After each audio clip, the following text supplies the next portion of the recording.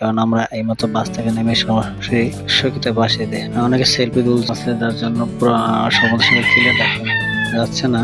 বাতাস আসলে সমুদ্র সৈকতে আসলে সবারই মনটা ভালো হয়, আমিও শুনেছি, কিন্তু আমি আশা করি এখানে শুধু আসবে সকালের ভিউটা দেখার জন্য, সারা প্রাকৃতিক সৌন্দর্য দেখতে পাবে। আসলে সমুদ্র যেমন শান্ত, এখন যদি শীতকালের শেষ মৌসুম, তবে শান্ত পরিবেশই একটা সমুদ্র দেখা যাচ্ছে। তারপর ঢেউ মাঝে মাঝে খুব বিশাল বিশাল ঢেউ আসতেছে, মাঝে মাঝে ছোট ছোট ঢেউ, যা দেখে মন ভরে যায়। যদি আমরা কক্সবাজার একদিনের ভ্রমণের জন্য আসছি, অল্প টাকায় বাজেটে কিভাবে কক্সবাজার ঘোরা যায় সেই বিষয়টা আপনাদের সাথে শেয়ার করবো, আলোচনা করবো, দেখাবো কোথায় কোথায় যাবো। কারণ এই সামনে ঈদ রেখে অনেকে কক্সবাজারে যাবে, অল্প বাজেটে যাওয়ার জন্য, কক্সবাজার ঘোরার জন্য প্যাকেজ খুঁজবে, অনেকে প্রতারিত হচ্ছে। এই জন্যই আমি অল্প টাকার বাজেটে কিভাবে আপনারা কক্সবাজার ঘুরতে পারেন, কক্সবাজার ঘুরে মজা পান বা আনন্দ পান, বা কোথায় খাবেন, কিভাবে কোথায় থাকবে, কোথায় যাবেন, কয় টাকা লোকাল ভাড়া, আমি সেই বিষয়গুলো বলবো। আমি চলাফেরাটা একবার সেই লোকাল ভাবেই করবো, কারণ ওরা অবশ্যই আপনাকে বলবে দুটো একটা ছবি তুলতে পারবেন, এর বেশি তুলতে হবে না। কিন্তু আসলে ওরা এই কথা কাজে মিল রাখে না, কারণ হলো যে ওদের একটা বিজনেস। ওরা আপনাকে যেভাবে হোক ভুলিয়ে ভালিয়ে কিছু ছবি তোলার মাধ্যমে আপনার কাছ থেকে হাতিয়ে নেবে মোটা অঙ্কেরটা। সেই বিষয়টা আপনার অবশ্যই সাবধান থাকবেন। অবশ্যই এখন সবার হাতে স্মার্টফোন আছে, সেটা আশা করি ডিজিটাল ছবি তোলার মতো মুভমেন্ট। যদি কারো থেকে থাকে তবে কাটাকাট বলে নেবেন যে ভাই আমি তোমার থেকে 10টা ছবি তুলবো, এবং 10টা ছবিতে তোমাকে কত টাকা দিতে হবে, তুমি 1,000 তুলো, আমি দেখার বিষয় না, আমি তোমার 10টাই নিই, ঠিক আছে? এবার আপনি বলে নিতে পারেন, সেক্ষেত্রে আপনার থেকে প্রতারিত হতে হবে। তার জন্য কয় টাকা দিতে এবং পারিশ্রমিক আপনি সম্পূর্ণ মিটিয়ে তারপরে ঘোরা পিট সেই বোটে আপনার 1 ঘন্টা প্রতি ঘোরানো হয় 5 মিনিট বা 2 রান বা 3 রান, ঠিক আছে? এখানে একটা জিনিস হলে ওঠেন যে আপনাদের সাথে এখানে একটা রেট থাকে, দর্শনার্থী বেশি থাকলে তখন রেটটা অবশ্যই পারে, দর্শক কম থাকে তখন রেটটা কমে।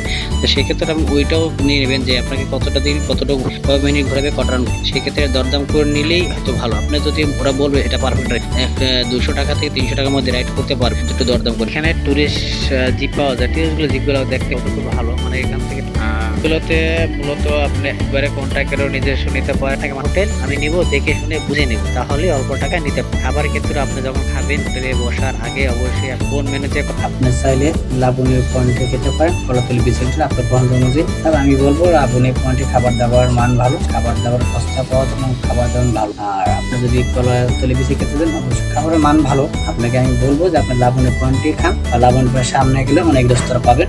দুপুরে খাবারের প্যাকেজ ওটা 150 টাকা, সাধারণ 100 টাকার প্যাকেজে যা থাকে সাদা ভাত আনলিমিটেড, ভর্তা ভাত 8 থেকে 10 ধরনের, ডিম এক, ব্রয়লার মুরগি 2 পিস 150 টাকা প্যাকেজ, 250 টাকা, 350 টাকা, 450 টাকা পিস 4 ধর, ডিম 1 পিস, সোনালী মুরগি বা দেশি মুরগি 1 পিস 350 টাকা প্যাকেজ, সাদা ভাত আনাজ নিতে পারেন, মুরগি নিতে পারেন, গরু গোশত নিতে। প্রতিটা খাবারের সাথে এর থেকে বড় প্যাকেজ আছে, ছোট প্যাকেজ আছে, গোটা খিচুড়ি, নান রুটি আছে, পরোটা আছে, ভাজি, আপনি পছন্দ মতো খাবার খেতে পারেন। ওদের বিভিন্ন রকম প্যাকেজগুলো ভালোভাবে আপনার যেটা খেতে ইচ্ছা করে সেই প্যাকেজটা আপনি নিতে পারেন, যাদের বর্ণনা দিচ্ছে। তবে আপনি সাধারণ রাখেন বা ভালো আপনার অনুযায়ী। কিন্তু আমি যেহেতু অল্প টাকা প্যাকেজে কথাটা বলতেছি, ছোট প্যাকেজগুলো নিয়ে আলোচনা বলতেছি।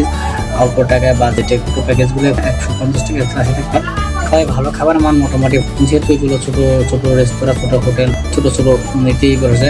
আর যারা বড় অ্যামাউন্টে বা বড় বাজেট যাচ্ছেন তাদের জন্য তো বলেন, আমি যেহেতু ছোট প্যাকেজের কথাই বলতেছি, অনেকে আছেন যে 7 দিন ঘুরে আসতে যাচ্ছেন, তাদের জন্য অবশ্যই অনেকে মন চাই একটু কক্সবাজার ঘুরে, তাদের জন্য বলবো যে আপনারা অল্প টাকা বাজেটে 3 থেকে 4 দিন পরে রওনা দিলেই, কারণ ঈদের 2-3 দিনের মধ্যে খুব ভিড় থাকে, হোটেল রেস্তোরাঁ সবখানে ভিড়। যদি আপনি ঈদের উপলে ঘুরতে চান, তাহলে ঈদের 2 থেকে 3 দিন পরে যদি কক্সবাজার অল্প টাকা প্যাকেজে এবং আপনি সুন্দরভাবে ঘুরে যেতে পারেন, সুন্দর ভালো মানে খাবারও খেতে পারেন, সবকিছু কম দাম। আর যদি আপনি পরের দিন বা ঈদের 2 দিন বা ঈদের 3 দিন আসেন, তাহলে এই প্যাকেজগুলো কোনো পাবেন না, কারণ এই প্যাকেজগুলো ডবল থেকে ডবল হয়। কারণ তখন যখন দর্শনার্থী বিটে খাবারের মান ঠিকঠাক, খাবার ঠিক মতো সার্ভ করতে পারতেন, বিভিন্ন রকম প্রবলেম। তাই আমার মতে যারা অল্প টাকায় ঘুরতে চাচ্ছে, তবে আমি যে গাইডলাইন বলবো সেইগুলো ফলো, এটা হলো আপনাদের উপর নির্ভরশীল কে কেমন প্যাকেজে ঘুরতে চান। 2000 থেকে 1800 টাকার মধ্যে কক্সবাজারে আসা যায় একদিনের, সম্পূর্ণ কেনাকাটা বাদে বাস ভাড়া সহকারে ঢাকা।